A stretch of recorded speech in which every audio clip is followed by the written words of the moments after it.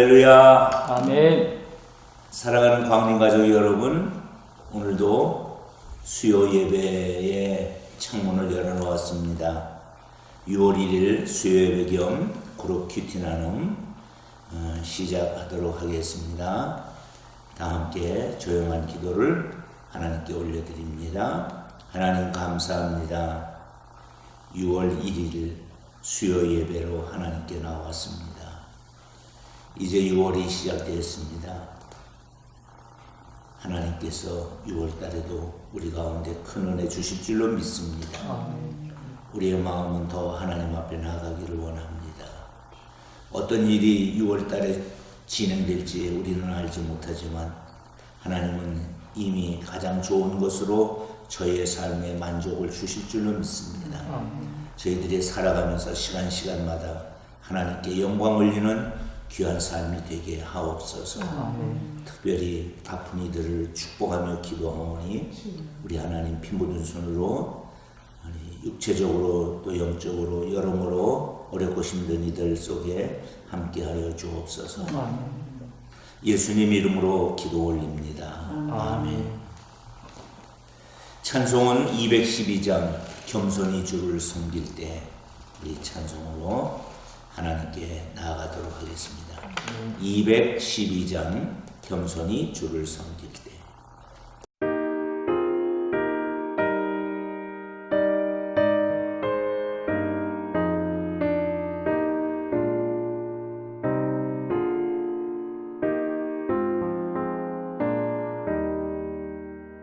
겸손히 주를 섬길 때 괴로운 일이 많으나 구주여 내게 힘 주사 잘 감당하게 하소서. 인자한 말을 가지고 사람을 감화시키며 갈 길을 잃은 무리를 잘 인도하게 하소서.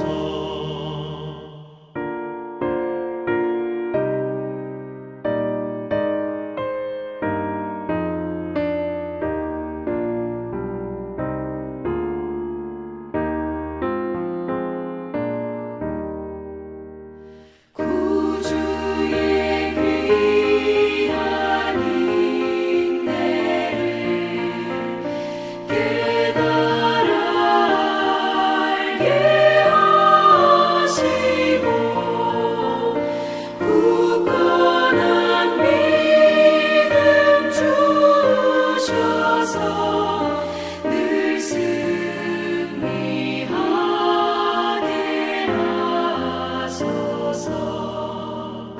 장래의 영광 비추사 소망이 되게 하시며 구주와 함께 살면서 장평강 얻게 하소서.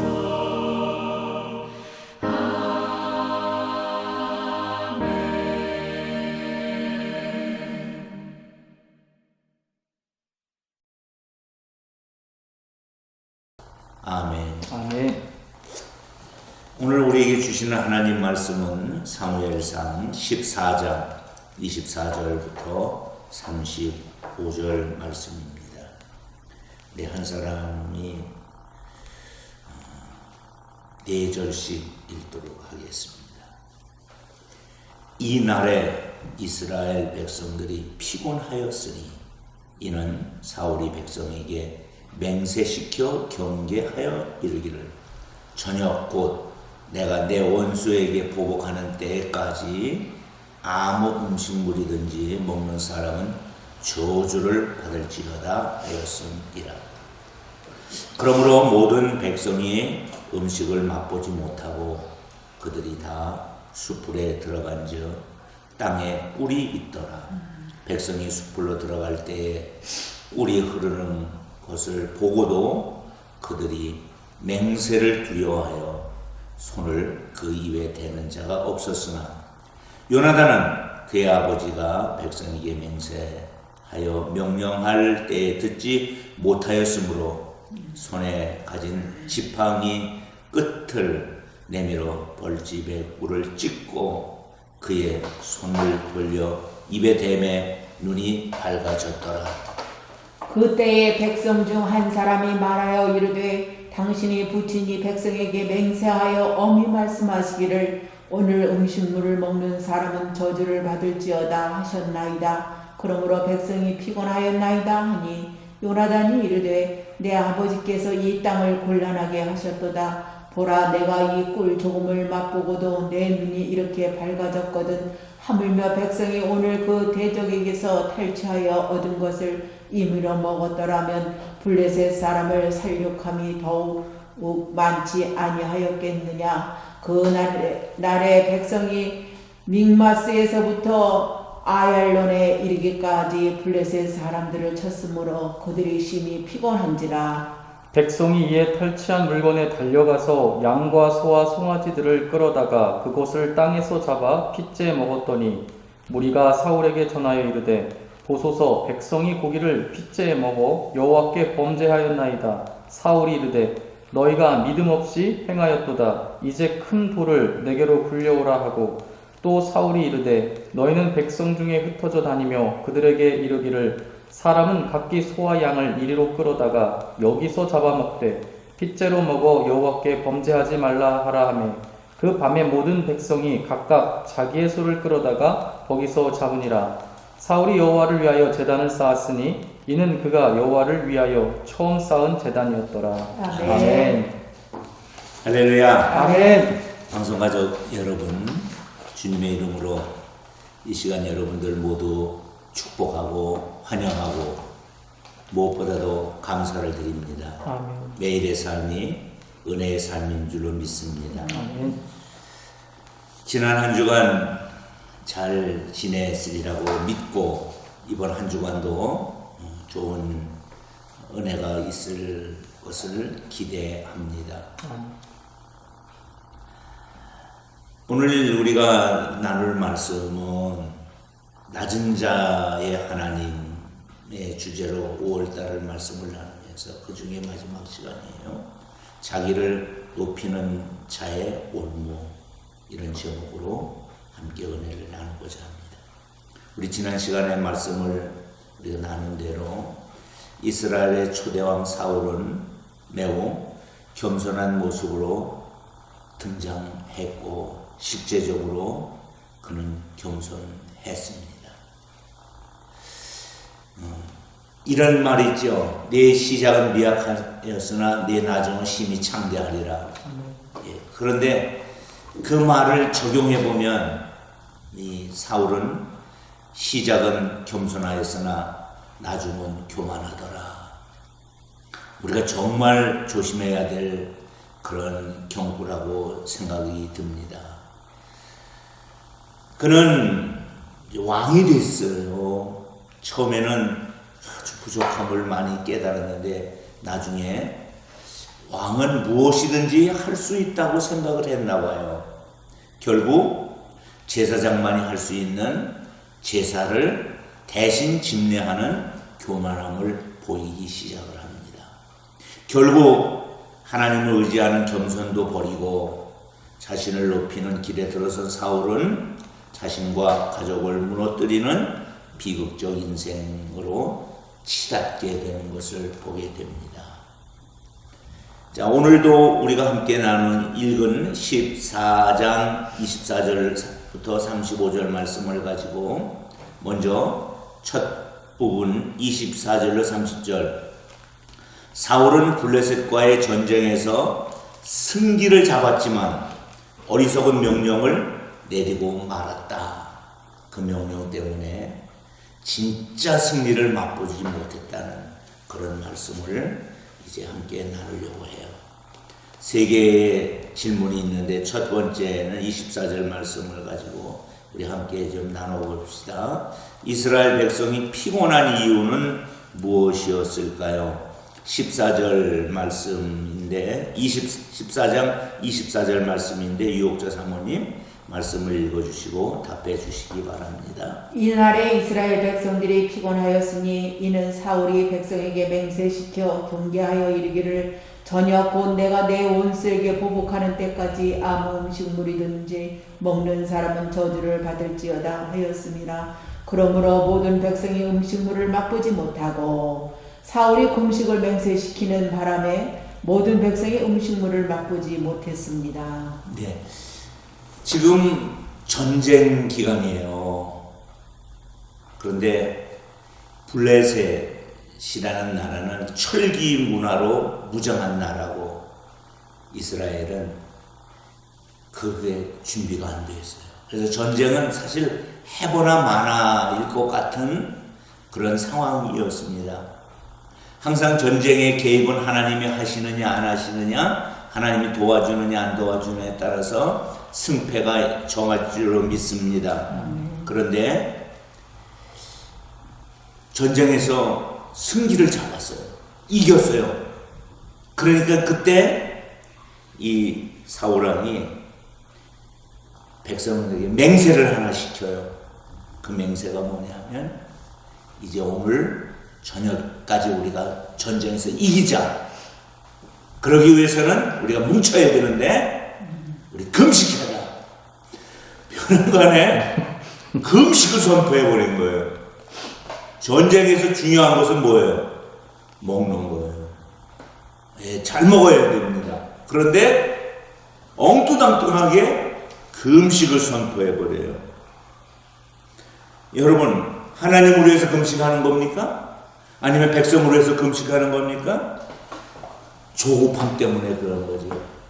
느긋함을 가졌으면 그냥 하나님이 이 전쟁을 시작하게 하시고 이기게 하셨으니까는 하나님이 역사하실 거야. 전쟁을 즐길 수는 없지만 전쟁에 승리를 주시는 하나님만 바라보아야 되는데 이 사울은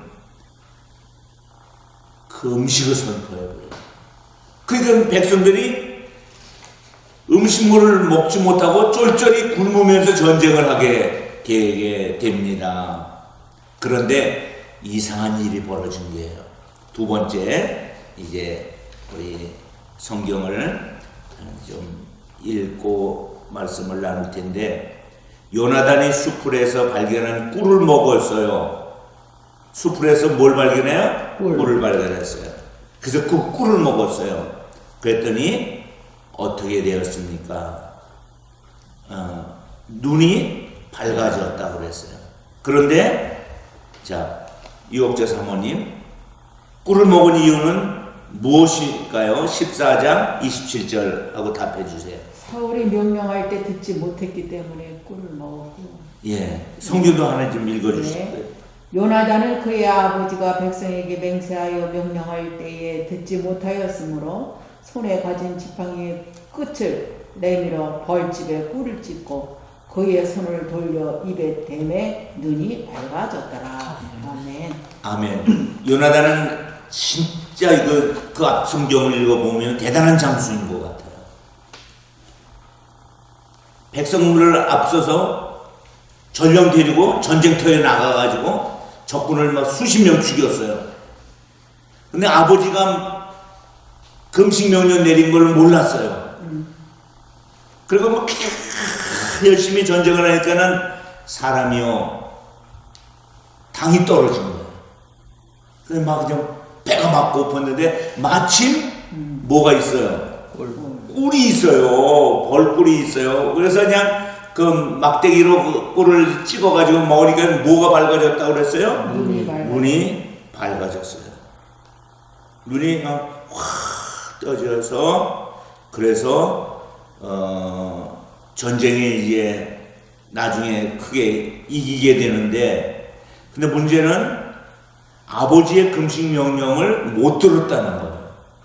이랬을 때 어떻게 될까? 금식 명령이 명령으로 존재될까? 아니면 못 들어도 그 명령은 지켜야 되는 걸까? 못 들었으니까 지킬 수는 없죠. 그럼에도 불구하고 이제 나중에 이 일 때문에 아버지가 자식을 죽이려고 했더니 백성이 막았어요. 자, 여러분, 요나단은 기회를 틈타 블레셋을 공격하여 병사의 숫자보다 하나님을 의지하는 마음으로 전쟁에 참여했고, 아버지 다윗 사울은 사람 숫자 생각하고 그리고 하나님 의지하지 아니하고 자신의 그런 역량만 내세웠던 것을 보게 돼요. 그래서 결국은 어떻게 되었느냐? 자, 우리 이제 세 번째 질문. 요나단이 사울의 명령을 듣고 나서 아쉬워한 이유는 무엇일까요? 남정환 목사님 성경 읽어주시고 답해 주세요. 요나단이 이르되 내 아버지께서 이 땅을 곤란하게 하셨도다. 보라, 내가 이 꿀을 조금을 맛보고도 내 눈이 이렇게 밝아졌거든. 하물며 백성이 오늘 그 대적에게서 탈취하여 얻은 것을 임의로 먹었더라면 블레셋 사람을 사륙함이 더욱 많지 아니하였겠느냐. 음식을 먹었더라면 블레셋과의 전쟁에서 더 크게 이길 수 있었기 때문입니다. 아멘. 자, 우리가 정리하고 좀 가야 될 필요가 있는 게, 사울의 금식령은 맹세지요, 맹세. 백성들의 맹세시킨 거예요. 우리 이번 전쟁에 오늘 저녁까지 아무것도 먹지 않는다.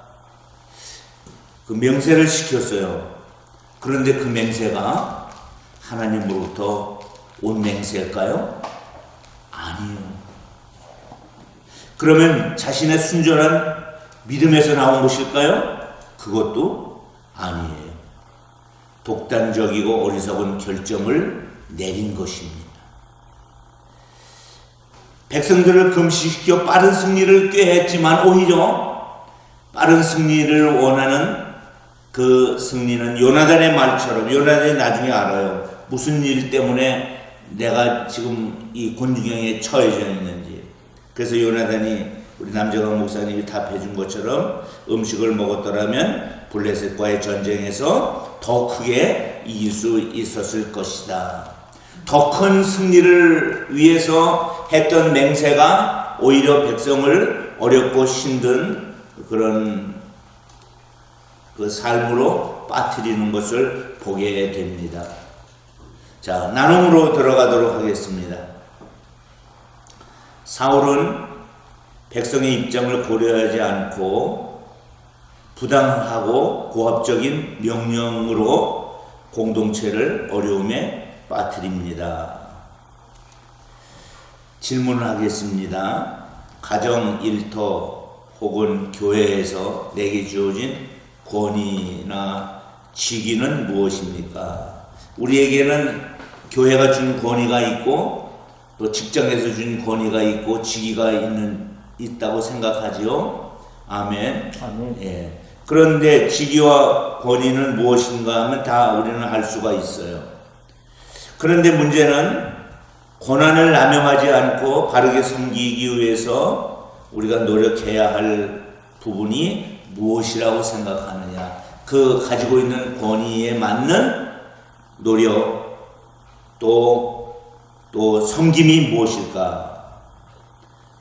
우리 유옥자 사모님 어떻게 답을 해주실까요? 요즘 TV에 보면 권력을 남용하지 말라라는 그런 말이 많이 나오잖아요. 그래서 심는 대로 거둔다. 이 법칙도 있잖아요. 저 같은 경우에는 이렇게 노력해야 할 부분이 무엇인가 생각해보자 했을 때 이렇게 권력을 남용하는 것이 아니라 선을 심어야 되겠고 또한 위임하면서 인정해주는 그러한 삶을 그렇게 해야 되지 않겠는가 저는 그렇게 생각합니다. 선을 심고 예, 위임하고 예, 인정해주는. 인정해주고 혹시 유옥자 사모님은 본인의 리더십을 예. 어떤 모형이라고, 나는 내 리더십이 이런 모형일 것 같다, 어떤 모형이라고 생각해요? 지금 말씀드렸기 때문에 제 그런 리더십인 것 같아서 제가 지금 말씀. 섬김의 리더십, 예. 위임의 리더십. 그 남재강 목사님은 어떻게 그 권위를 사용해야 된다고 생각을 하시죠? 예, 일단은 여기 권한을 남용하지 않고 이렇게 나왔습니다. 일단은 권한을 남용하지 않으려면은 항상 나와 주변에 관계 맺고 있는 사람들과의 입장에서 먼저 좀 생각을 해봐야 되겠다는 생각이 들고요. 또 지금 저 같은 경우는 이제 일터에서 권력 남용이 아니라 오히려 지금 중간 관리자가 없어서 이 권력을 행사해줄 사람이 없어서 지금 상당히 지금 혼란 게 있는데, 지금은 굉장히 조심하고 있는데 좀 더 나서야 되지 않나 하는 상황까지 와서 오히려 좀 내가 더 책임감을 갖고 치고 나가야 되겠다라는 생각이 드는 상황입니다. 남재강 목사님은 본인의 리더십의 유형을 어떤 유형이라고 생각을 하세요? 저는 그래도 군림하는 스타일은 아닌 것 같아요. 군대에서도 그랬고, 근데 저는 항상 군림하지 않고 한 팀으로 만들어서 양보할 거 양보하고 서로 사랑하면서 한 팀으로 가길 원하는데, 항상 그거를 시도하려고 할 때 이제 의구심을 가진 사람들이 있었어요. 항상 그렇게 해서 되겠냐, 그래서 결과가 좋은 결과가 나오겠냐. 군대 있을 때도 그랬고 직장 생활할 때도 그랬는데, 나중에 돌아놓고 보면 결과는 좋았던 것 같아요. 오히려 군림해서 억누르는 것보다는 서로 도와가면서 할 수 있도록 만들어주는 게 더 잘 됐던 것 같아요. 우리가 그 사울의 리더십을 지금 보잖아요. 어떤 측면에서 보면은 엄청난 믿음 사람 같이 보일 수도 있을 거예요. 전쟁에서 금식을 다 선포하다니. 그러나 그건 믿음에서 나온 것도 아니고, 그리고 하나님 명령한 것도 아니고, 자기 의의를 드러내려고 하다가 오히려 전쟁을 망칠 뻔했다, 그렇게 볼 수가 있어서, 그래서 우리가 참 이 리더는 조심해야 될 것이 내 생각이 다 옳지 않다는 것을 우리가 항상 되새겨야 될 줄로 믿습니다. 아멘. 이제 두 번째로 가도록 하겠습니다. 31절로 35절인데, 사울의 명령 때문에 굶주린 백성이 전쟁을 이제 많이 이기고 저녁이 되니까는 몹시 배가 고팠을 거예요. 그래서 이제 전쟁에 노획물이 있는데 소나 양 같은 노획물을 잡아다가 그냥 잡아먹어버렸어요. 피째 먹어버렸어요. 그래서 뭘 어겨요? 율법을 어기게 돼요. 율법을 범하게 돼요. 그러자 사울은 서둘러서 사태를 수습을 하는 모습을 보게 되는데, 세 가지로 말씀을 나눠봅시다. 첫째, 전투에서 지친 이스라엘 백성은 무슨 일을 벌입니까? 남재강 목사님.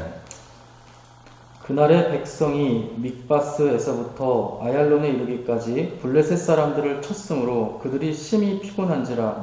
백성이 이에 탈취한 물건에 달려가서 양과 소와 송아지들을 끌어다가 그것을 땅에서 잡아 핏째 먹었더니. 탈취한 물건에 달려가서 양과 소와 송아지들을 끌어다가 땅에서 잡아 핏째 먹었습니다. 네. 낮에 금식 명령만 안 내려서 먹을 게 뭐가 있었어요? 꿀이 있었잖아요. 꿀만 먹었어도 이 지경까지는 안 와갔을 텐데. 금식 명령은 전쟁을 이기고 싶었던 그 큰 마음 때문에 왔는데, 오히려 전투를 방해하고 백성은 허겁지겁 가축을 잡아먹느냐 핏째 먹는 과오를 범하게 돼요. 율법에서 엄히 명령한 것이 뭐냐면 핏째 먹지 마라. 하는 것인데 그 원인을 누가 제공하는 거예요? 결국은 사울왕이 제공합니다. 사울왕의 명령은 두려워하여 꿀조차 먹지 못했지만 하나님의 명령은 가볍게 여겼다는 거예요. 그 누가 더 무서워요? 하나님이 무서워요? 사울이 무서워요? 당장은 사울이 무서워요. 그래서 맹세는 지키고 계명은 어기더라. 두 번째, 사울이 죄를 저지른 백성에게 명령한 것은 무엇입니까? 자, 유옥자 사모님 성경을 읽어주시고 답을 해주시기 바랍니다. 무리가 사울에게 전하여 이르되 보소서 백성이 고기를 핏째 먹어 여호와께 범죄하였나이다. 사울이 이르되 너희가 믿음 없이 행하였도다. 이제 큰 돌을 내게로 굴려오라 하고 또 사울이 이르되 너희는 백성 중에 흩어져 다니며 그들에게 이르기를 사람은 각기 소와 양을 이르러 끌어다가 여기서 잡아먹되 핏째로 먹어 여호와께 범죄하지 말라 하라 하매 그 밤에 모든 백성이 각각 자기의 소를 끌어다가 거기서 잡으니라. 큰 돌을 굴려오라 명하였고 그곳에서 소와 양을 잡아먹되 핏째 먹지 말라고 하였습니다. 예. 지금 도살장을 만드는 거예요. 지금 이미 문제가 벌어지고 나서 큰일 났다. 근데 저는 이 말씀을 읽으면서 이런 생각이 들었어요. 사무엘이 오면 어떻게 하지? 또 와가지고 또 날 또 책망할 거 아니야? 이런 두려움이 혹시 생긴 건 아니었을까? 그래서 서둘러서 백성을 책망하는 그런 시간도 갖지 아니하고 빨리 고기를 핏을 빼는 작업을 하고 백성에게 먹게 했습니다. 이미 말씀을 드린 대로 작은 것은 삼키고 큰 것은 작은 것은 걸러내고 큰 것은 삼키는 이 모습을 보게 됩니다. 백성들이 이렇게 잘못을 했으면 어떻게 해야 돼요? 사실 징계해야 돼요. 그럼에도 불구하고 징계는 하지 아니하고 수습만 하는 이런 모습을 보게 됩니다. 자, 세 번째로 사울이 여호와를 위하여 한 일이 무엇일까요? 자, 35절 읽고 답해 주시기 바랍니다. 사울이 여호와를 위하여 제단을 쌓았으니 이는 그가 여호와를 위하여 처음 쌓은 제단이었더라. 제단을 쌓았습니다. 아멘. 사울이 제단을 쌓을 수 있을까요? 있는 위치인가요? 제단은 누가 쌓아야 돼요? 제사장이 쌓아요. 그럼에도 불구하고 이때 백성들이 핏째 먹는 걸 보고 제사장이 없었겠죠. 사무엘이 없었겠죠. 그래서 빨리 제단 쌓고 여기서 우리가 양, 소, 송아지 잡아먹자 그렇게 한 줄로 압니다. 사실 승리는 하나님이 주신 거예요. 그래서 하나님이 승리를 주어서 감사한 마음으로 제단을 쌓아요. 우리가 받은 것을 헤아려 감사하는 일은 참으로 귀한 일인 줄로 믿습니다. 그러나 지금 사울이 쌓은 제단은 감사의 제단이 아니고 이 제단은 무슨 제단일까요? 어리석은 행동을 모면하는 제단인 줄로 믿습니다. 결국 이러한 그릇된 사울의 태도가 사울의 가문의 몰락을 가져왔다는 사실을 우리는 이해할 수 있습니다. 그래서 이전에 사무엘 선지자가 사울에게 들려주었던 이야기가 있어요. 순종이 제사보다 낫습니다. 그런데 사울은 제사를 순종보다 소중히 여긴 것 같아요. 자, 우리 나눔하도록 하겠습니다. 이스라엘 백성은 당장 허기를 채우려고 율법을 범했습니다. 눈앞의 필요를 채우려다가 성도가 지켜야 할 삶의 원칙을 우리도 양보한 것은 없을까? 왜 이런 일이 일어나는지, 이런 일이 일어나지 않게 하려면 어떻게 대비해야 하고 대처해야 하는지 나누어 보자 그랬어요.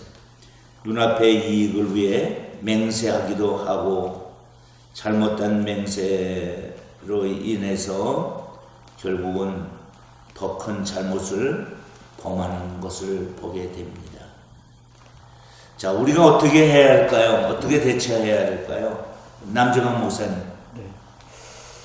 일단은 성도가 지켜야 할 삶의 원칙에 있어서 양보된 적을 좀 생각해 보면, 뭐 사업장을 운영할 때 이제 나름대로 이제 주일날만큼은 주일 정수를 잘 해야지 이렇게 결단을 내리는데, 예배 드리고 나면 그 응급진료나 막 이런 전화가 오면 또 사람이 또 가게 되고 이러더라고요. 그래서 사역에서 오후 사역이라든지 이런 사역들에서 조금씩 소극적인 모습을 또 보이게 되고, 그래서 그때 좀 더 용기 있게 나만의 어떤 원칙들이 좀 세웠으면 더 좋았겠다라는 생각도 들어요. 그래서 지금 생각해 보면 좀 더 지혜롭게 세상 일도 선택할 때 직업이 됐든 뭐가 됐든 신앙생활을 하기 좋은 그런 길들을 미리미리 잘 찾아가면서 가는 것도 좋겠다는 생각도 들고, 또 내 안의 원칙들을 좀 미리 잘 정해서 용기 있게 결단했으면 좋겠다는 생각도 듭니다. 그렇죠. 유옥자 사모님은 어떻게 적용하십니까? 저는 생각을 잘해야 될 것 같지 않은가 생각이 듭니다. 왜냐하면 사람이 생각하면 그 생각이 행동으로 나타나요. 네, 그렇죠. 예, 그래서 먼저 생각을 좀 또 다시 한번 해보고 또 한번 해보고, 그래서 구별된 생각을 좀 잘 해봐야 되겠고, 그러기 위해서는 먼저 하나님 앞에 지혜를 구하는 그런 삶이 되어야 되지 않겠는가, 저는 그렇게 생각을 해봤습니다. 그게 사울을 보면서 참 안타까운 게 있어요. 하나님을 무서운 하나님으로만 생각한 것 같아요. 좋은 하나님이신데. 아멘. 아멘. 좋은 하나님이신데. 그래서 이런 일도 사실은 이렇게 맹세하지 않아도 됩니다. 그렇잖아요. 근데 그 맹세 때문에 더 큰 죄가 벌어지는 것은 또 감사하고, 이런 모습을 보면서 우리 자신이 말씀 앞에서 좀 자유함을 얻어야 되겠구나 하는 생각도 해보게 돼요. 아멘. 세 번째, 사울은 백성이 죄를 범하였다는 사실을 알고 수습하기 위해 애썼지만 정작 그 죄의 원인인 자신의 경솔함을 뉘우치지는 않았습니다. 세상에서 가장 잘 보이는 것은 다른 사람의 허물이고 가장 안 보이는 것은 자신의 잘못이다. 이런 말이 있어요. 내 잘못을 찾고 고치려면 어떤 노력을 기울여야 하는지 나눠보자 그랬는데, 유옥자 사모님 어떤 노력을 해야 할까요? 저는 이렇게 썼어요. 하나님께서도 말씀하셨듯이 상대의 눈에 티를 보고 지적하며 내 눈에 들보는 정작 보지 못하잖아요. 네. 그래서 그런 경우가 많기 때문에 가까운 사람의 충고를 잘 받아들이고 인정하면서 우리가 서로 변화의 단계로 나아가야 되지 않겠는가. 예, 이런 생각을 해봤습니다. 혹시 내가 보는 그 상대방의 허물이 나는 더 많다고 해야 되는데 그렇죠. 그게 잘 안 되죠. 허물만 보이지. 네. 남정환 목사님은 어떻게 하세요? 저는 우리 지혜로운 신앙의 선배들이 했던 것처럼 나를 바라보는 기준은 높이고 타인을 향한 기준은 문턱은 내려서 자기에게 좀 더 엄격하고 타인에게 관용을 베푸는 시각을 가졌으면 좋겠습니다. 아멘. 좀 엄격할 필요도 있지만 너무 엄격하면 또 안 돼요. 왜냐면 나도 하나님 앞에 은혜 받는 사람이다. 아멘. 그래서 그 지도자들은 너무 그 과도한 지도력에 짐을 지지 말아야 되겠다. 왜냐하면 내가 할 수 있는 일은 최선을 다해야 되지만 맡기는 일조차도 최선을 다해야 될 줄로 믿습니다. 아멘. 사울을 보면서 겸손하게 시작했던 사람이 이게 망그러져가는 모습을 보면서 결국은 여호와의 영이 함께했던 사람이 악령이 함께하는 사람이 되었고요. 그래서 그것을 지켜보고 있던 사울이 이렇게 하나님께 기도해요. 하나님, 내게서 성령을 떠나게 하지 마십시오. 내가 정말 어떤 상황에 있다 할지라도 성령님은 함께 해주시기를 원합니다. 아멘. 그건 하나님의 은혜가 머무르는 공간이 우리의 삶이어야 한다는 그런 반증인 줄로 믿습니다. 아멘. 우리 광림 가족 여러분, 여러분의 삶에 하나님의 은혜가 여러분이 어떤 직이나 어떤 형편에 있든지 하나님의 은혜가 그 위에 머물러 있기를 주의 이름으로 축원드립니다. 아멘. 기도하겠습니다. 나를 높이려는 어리석은 삶에서 벗어나 겸손하게 가족과 이웃을 섬기는 삶이 되기를 소망합니다. 아멘. 사울을 보면서 그 큰 은혜를 입었음에도 불구하고 은혜가 너무 짐스러웠던 것 같습니다. 우리에게도 그런 면이 있다면 주님 내려놓게 하여 주시고 아버지. 하나님의 크신 은혜에 감격하며 살아가게 해 주옵소서. 아멘. 우리 광림의 공동체를 위해서 기도합니다. 서로의 허물을 들추어 비난하기보다는 서로 존중하고 섬기며 세워주는 그런 은혜 공동체가 되게 해 주시옵소서. 아멘. 6월달에도 하나님 크게 은혜 주실 줄로 믿사옵니다. 이제는 우리 구주 예수 그리스도의 은혜와 아버지 하나님의 극진하신 사랑과 성령님 함께 하심이 주의 자녀들 머리 위에 이제로부터 영원토록 함께 하옵기를 간절히 축원합니다. 아멘.